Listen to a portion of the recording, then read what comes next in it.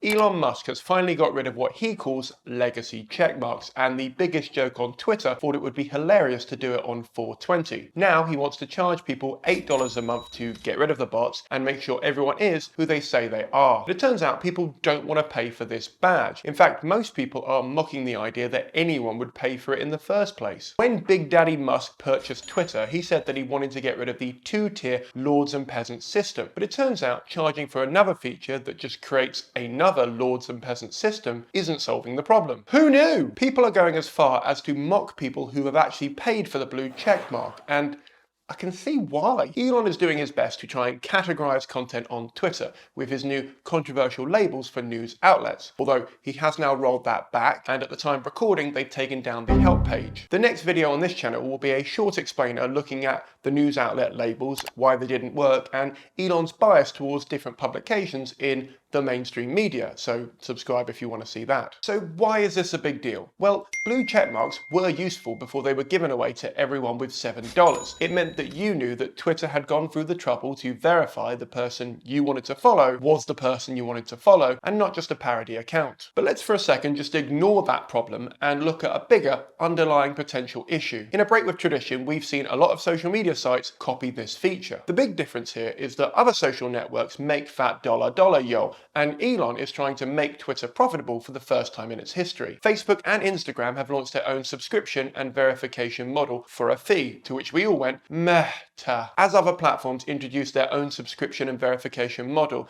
they may struggle to convince people to part with their hard-earned cash. After all, if Twitter users aren't willing to pay for a blue checkmark, what makes other platforms think they're willing to pay for something similar? This could cause an issue. Nearly all social media sites have shareholders, and these shareholders have been promised, either overtly or implicitly, a return on their investment, a return that will build year on year. The issue is that most social networks' revenue comes from advertising, which is based on our data and attention. This means short of us getting more hours in a day, they've only got a finite amount of time that they can get from each of us. As a result, they have to find another way to make money, and a premium subscription is being touted as the solution. This means we either need to pay for the site service and hope they never increase the fee, or social media sites will revert to their original monetization plan and mine more of our data than ever before, at which point we need the governments to step in to protect our privacy. Now, to be fair, they are trying to do that right now, but to be even fairer, what the fuck is going on with that? This brings me on neatly to why people don't want to pay for the blue check marks. Firstly, there's a cost of living crisis and inflation is running out of control. So most people are just trying to make ends meet or are striking for better pay and conditions. So they're not really that keen on adding another subscription to their wallet right now. Secondly, it's not clear what value you get from having a blue check mark. Elon has said that you get extra reach and an edit button, but the truth is that 10% of Twitter's users are responsible for 92% of the tweets. This means that 90% of Twitter users never tweet anything, so they've got little to no interest in getting extra reach or an edit button or proving who they are. They just want to log on and see what dick joke Lewis Capaldi's made today. Or is that just me? Thirdly, they don't like Elon. I mean, to say Elon is a divisive figure would be putting it mildly, and some people don't want to support him in any way. So even if these features were out of this world, they'd never fork out for them. Fourth, they might have just lost trust in Twitter as a town square. Elon has reinstated a lot of people who were previously banned from the platform, and for some people